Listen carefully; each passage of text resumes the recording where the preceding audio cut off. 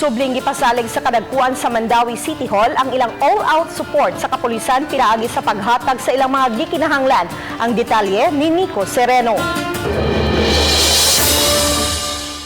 Nag-New Year's call ngadto ka Mandawi City Mayor Jonas Cortez ang kadagkuan sa Mandawi City Police Office. Kuyog ni Police Colonel Jonathan Abella ang iyang mga opisyales ug mga station commanders. Si Cortez sa iyang bahin misaad og all-out support sa dakbayan ngadto sa kapulisan.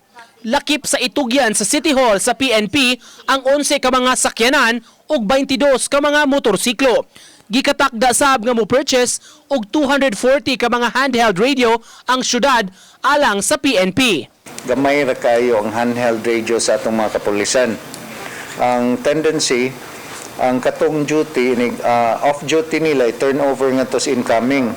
Ideal yun nga 1:1 ang radyo. Para simbako lang, o doon ay untoward incidents din sa Dakbayas Mandawi, even those nga katong mga off-duty, makatabang.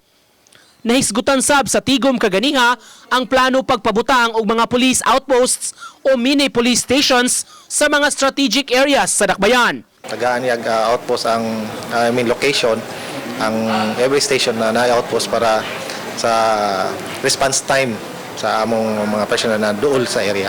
Samtang lakip sa natuki sa meeting ang pagpahugot sa seguridad sa syudad sa Mandawi alang sa Fiesta Senior. Kinitungod kay madalasab ang imahen sa balaang bata ug mahal nga birhen sa Mandawi sa himuon nga traslasyon sunod semana.